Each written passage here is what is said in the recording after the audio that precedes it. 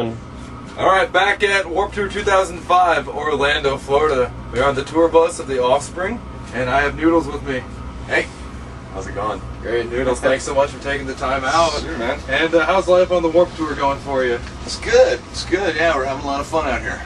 Yeah, you guys, you're the biggest name act on here this year, obviously, and it's just, maybe, did you guys ever do this when you were making your way up on the charts? We never did do the Warped Tour before. We've been wanting to for years. The Warped Tour started around the year that Smash came out. That was like the first year they did it. So, because it's the 11th year, and it's been 11 years since Smash came out. But we've done one-offs here and there, one in Montreal, one in Europe, and now we're doing the whole tour, and it's been fun. Yeah, that's great. I mean, it's nice to have a nice veteran act down on here. I'm sure the younger bands, There's other bands on here that we go way back with. That I remember touring with Strung Out. Had to be '97. So they've been around for a while. Dropkick Murphys have been around for a long time. I think we played with them even before then. So there's a lot of cool stuff on the Transplants. We know them from Rancid, and we know them from when they were not Ivy. So when Tim was. That's all the same guys then, huh? Well, Tim's the only guy from Op Ivy, and the only guy from Rancid. Rob was working for them, working for Rancid, and then started, Rob was into the hip-hop stuff, and so we started doing the rapping for the Transplants. So it's hot as hell out there this summer, huh? Yeah, yesterday was brutal. Yesterday we played in the late afternoon, and the sun was just bright on us, and it was I don't know how hot it was, but the humidity thing was crazy. So it was brutal. We played in 113 degrees in Arizona, and that was like at 2:30 in the afternoon, and it wasn't as bad as yesterday. So. And it's maybe days like that you're glad you're only playing half-hour sets. Yes, yeah, for sure.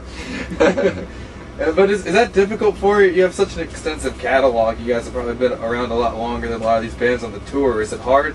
Because you have so many fan favorites, you can't obviously squeeze all that into a half hour. Yeah, I mean, every day we get people telling us, "Oh, you should have played this, you should have played that." Are you gonna play this today? Are you gonna play that today?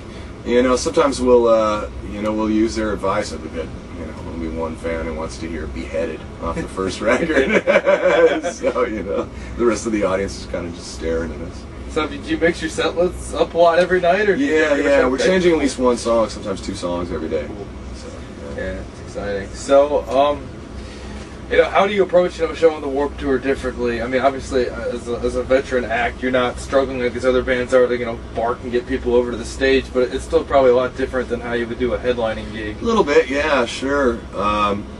We just kind of go out there and just play whatever we feel like, whatever we think is going to resonate the best with the audience, and whatever we want to play. And we argue about one or two songs every day. Hi, Adam. Good morning. And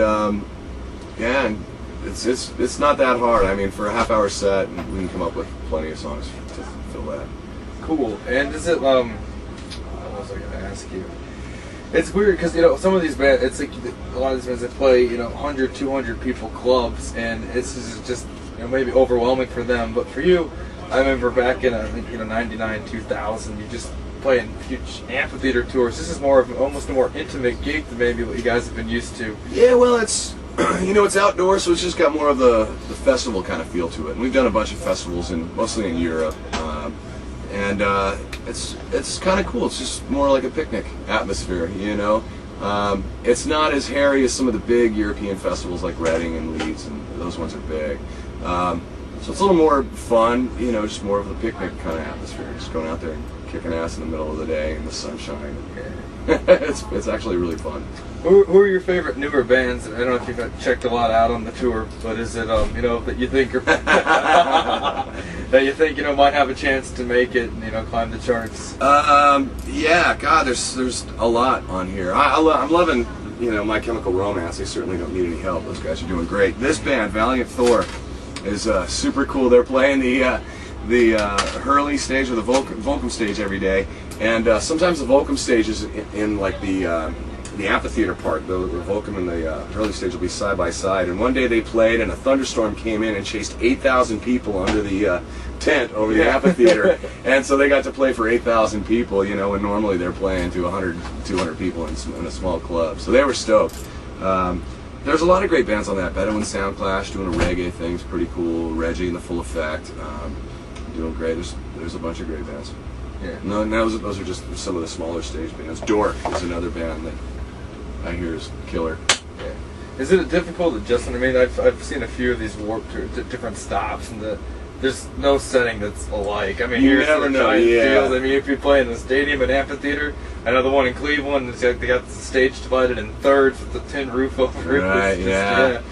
It's kind of cool though, because it's it's just different every day. The other day we were in St. Petersburg, right on the beach. That was pretty cool. We did this one show in Washington where we were on this gorge. It's just beautiful there, just gorgeous. There's a couple of places around there that were just really, really neat areas. cool. And you guys got a new DVD out. Let's talk about that for a little bit. Right, I haven't seen it. No? Is it any good? Have you seen it? No, I have not yet. I was hoping you had. I think it's mostly all our videos that we've done. Everything from the first video, Come Out and Play, all the way through Head Around You or No Can't Repeat, I guess. That includes the Dahui video, which was never really released to TV. It was just kind of a promo thing. So I think the Dahui video's in there. So this wasn't a live DVD then, just your video collection? Yeah. There might be a couple of there are some live performances on there that we did. We did a TV show in London not too long ago, so there's some live performances there, and I think also some that we filmed years ago. I'm not really sure what's on it. I haven't seen it. And you also got a Greatest Hits album released not too long ago. Okay. And that's probably doing well for you. And great. And that is the Offspring. They have a Greatest Hits album out, a brand new DVD out of all their music videos. Check them out. Absolutely. Peace out, yo.